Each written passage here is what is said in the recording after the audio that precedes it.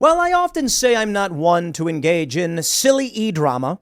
Sometimes the stories I think actually matter and how they shape culture. In this story, we have the Young Turks' Anna Kasparian under fire from the left for correctly pointing out that bonus hole as a term is offensive. You may have seen the story. We usually save conversations like that for the members only show over at timcast.com, so become a member and support us there if you'd like. But in this story, there is a group in the UK that believes an appropriate alternative term for female private parts is bonus hole. That's right. They say that, you know what, if you want to refer to a private part of a lady, you can call it a bonus hole. And it actually exists in Urban Dictionary. And you know what? Surprise, surprise, it's offensive to a lot of people. For some reason, the terms relating to women are the ones that are getting erased. No one's like, we're going to get a little dirty in this segment, but I guess we have to. No one's calling guys. You don't see the left, and fair warning, you don't see the left coming out being like, we're going to refer to men as cummers or load busters. They're like, they refer to women as birthing people and menstruators. Now, there's a very simple reason why this is. Let's pause. The question, why is it that terms related to women often get erased or changed in strange ways, and terms related to men do not? It is because wokeness is largely a movement of females, and men tend to care a lot less, unless they're like anti-woke individuals. It is not absolute. Not every man, not every woman agrees. I'm saying it is a tendency. In this clip, I'd like to play for you what is causing all of the drama with the Young Turks and Anna Kasparian. But I want to say first and foremost the reason why this matters.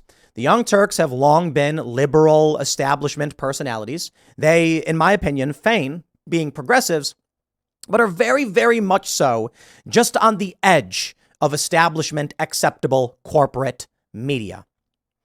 Granted, they've said offensive and shocking things in the past, but they really do fall just on that line on the inside, not on the outside. Leftists on the outside are very different. But what's happening is because the Young Turks, and I'll tell you this, they used to be very reasonable people. I think they chased after the left cult because they wanted to remain fitting in and they wanted to maintain their audience. It eventually drove them to the edges where finally they were just like, hey, maybe that's a bridge too far. And now Anna Kasparian, I believe, is correctly calling out phrases like bonus hole, and the point she's making 100% correct. If you want to stop transphobia, you need to talk about what is reasonable to the average person, not just go around calling women menstruators or things like that, or birthing people. She's right. What does the left do? They attack her for it. Now, I will also add, I have very little trust in the Young Turks because even after they correctly will call things out that we here at Timcast have been calling out for a long time, they still act like they're opposed to us when in fact, I'm willing to bet that when it comes to issues of actual policy, Anna Kasparian and Cenk Uygur and I have very similar political views. But when it comes to matters of truth and fact, Anna and Cenk probably believe things that are factually not true. We can talk about Russiagate. We can talk about Biden, Burisma, and all that stuff. And I can tell you the hard facts of the matter because I'm reading multiple sources and international sources. And I can give it to you in terms of probability. Not everything is absolutely true when you have competing interests trying to lie. But the reality is Joe Biden did engage in a quid pro quo. It's on video. Making an excuse for that seems to make no sense. But this is what the Young Turks seem to do because they don't want to not be left wing, despite the fact that everyone's calling them right wing anyway. Let me show you exactly how it goes. Here's the video in question. Oh, I'm sorry. I always do this. I always do it every single time. We'll fix the audio and press play. Marginalized communities. I think that protecting, marginalized communities, protecting the transgender community is important. However, when you move out of or move far away from making sure that they are not denied housing, making sure that they're not denied healthcare, when you move into like these more fringe areas of there was a story out of the UK this week, blows my mind. There was an LGBTQ group in the UK who suggested that instead of referring to vaginas as vaginas, because it might be offensive to transgender men, one of the potential replacements or substitutes could be bonus hole. That is literal fucking propaganda. This is the same shit as when Joe Rogan went out there and said, look, a guy I know, his wife works at a school where they let the kids just shit in litter boxes because they identify as cats. That's bullshit. So you got these two guys, I don't know who they are, ragging on Anna Kasparian, saying that she is lying and that it's propaganda. And Anna responded, I don't make things up. And my point is that this stuff turns people off. It's not really controversial. And Anna's correct. Yeah, this is a story. We covered it. It's a story. It happened. Bonus hole. Why it's going viral. Because an organization said, use the term bonus hole if some people are offended by it. Bonus hole is the term comes from a coin pusher game that you put, those things where you put the quarter in and it falls down and then the thing goes out and pushes the quarters and they fall. That's what bonus hole is. It's almost like it's intended to insult women. Oh boy. Let me see. I've got a bunch of tweets pulled up. I want to make sure I pull up. Where is it at? Is it this one? Here we go. This trap queen enthusiast on Twitter says Anna Kasparian did the meme. And you've got people on the left, one with trans flags, and Republicans on the right. And of course, this is the nature of the modern left. Anna Kasparian holding up a sign in the middle that says, you're both crazy. One side says, we want trans rights. The Republicans are threatening to end the lives of trans people. Okay. Republicans aren't really doing that. That's not a real thing. And the people on the left who are saying we want trans rights are going well beyond the argument about housing. Anna Kasparian brings up the issues of protecting housing and medical care for trans people. So I can make it very, very clear for everybody, but y'all know me anyway. Trans people absolutely must get health care, real health care. You can't discriminate. I don't think you should discriminate. In fact, I lean more towards the liberal view of providing services to everyone because of the shared common spaces. Libertarians disagree because they don't believe in common public spaces, public spaces or whatever, the commons. But I think if we're all paying taxes currently in the system, you should accommodate to the best of your ability. I certainly understand when it comes to that wedding cake thing in Colorado. It's like they weren't denied service. They were denied a specific written message. That's a very interesting question. But ultimately, it's like, don't discriminate against people and, provide general service. We'll all get along because we need to get along. So when it comes to the legitimate question of a trans person is suffering some medical issue, yeah, they should be able to go to the doctor. There should be no discrimination there. But you see what they're really saying is they want children to get sex changes.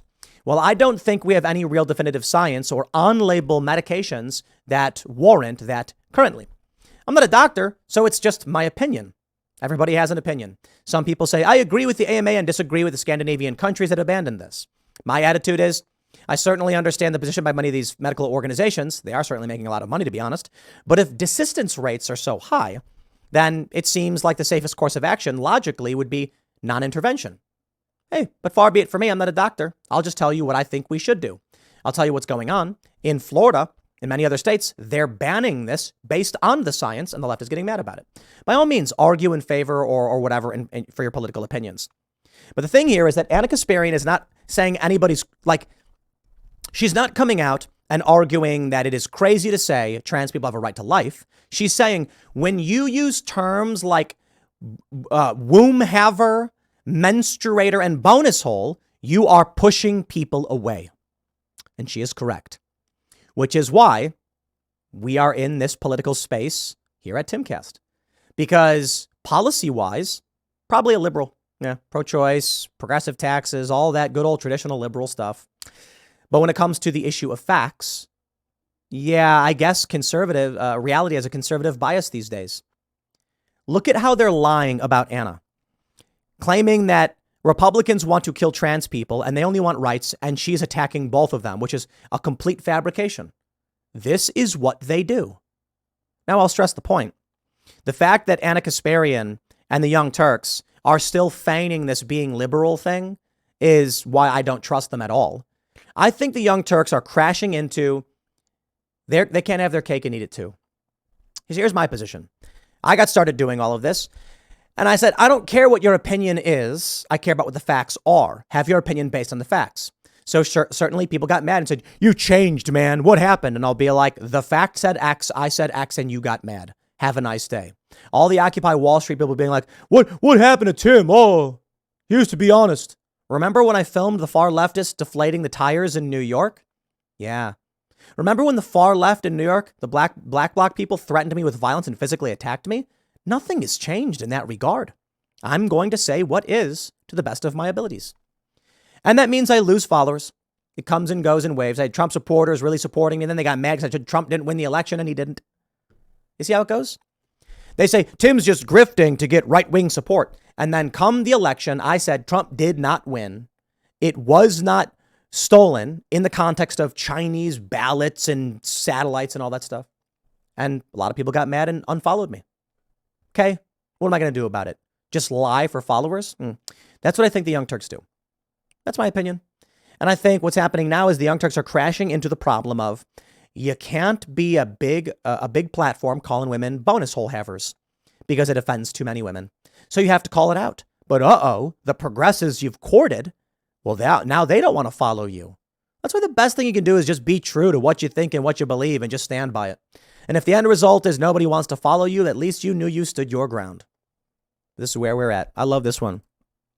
This is a YouTube video. Hassan himself didn't say this. It's on Google. Anti-Anna Kasparian goes further right wing.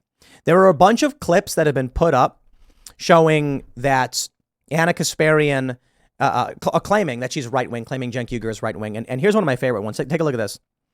This one Twitter user, Hassan highlighted, says, always amazing to me that Anna and Cenk keep seeing Hassan getting more and more popular. And instead of thinking, hey, maybe we got to shift a bit more to the left, perhaps be a little more loose and casual, they go to the opposite. Quote, what if we were Tim Pool? Okay, what if you were? Let's talk about that. The Young Turks have been around for a very, very, very long time. And something's holding them back. They used to be bigger, now they're smaller. I wonder why. Timcast has been around for a couple of years. And we are arguably one of the most successful and fastest growing media companies around. Independent, I should say.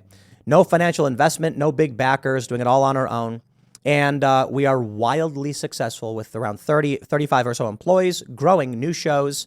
We have a new multi-million-dollar facility under construction. We're doing really well, thanks to you guys as members, primarily. So maybe the issue is not that Hassan is getting more popular. Sure, he's a big streamer who's found his audience. But maybe the Young Turks are starting to realize the real average person doesn't want to be called a menstruator. We had Lance from the Surfs on the show. I'll wrap it up with this. I asked him, if you went to DC National Harbor, they got the casino there, they got the Ferris wheel, and you stood before all of the people there and proclaimed that I want to be family friendly. Engaging in adult activities with a biological male who was trans is not gay. Would they agree with you? And he said, no, of course not. And I said, you're in a cult. Hassan, let's say this. His market cap is 10 million people out of 7 billion. Moderate, reasonable behavior has a market cap of probably 70 million. So Hassan can become the most prominent among a smaller pond. But maybe the Young Turks are trying to reach regular people. And it seems like that's what Anna Kasparian is trying to do. Well, good luck to him. The left will cannibalize you, and that's the nature of reality. I'll leave it there. Next segment is tonight at 8 p.m. over at youtube.com/TimcastIRL. Thanks for hanging out, and I'll see you all then.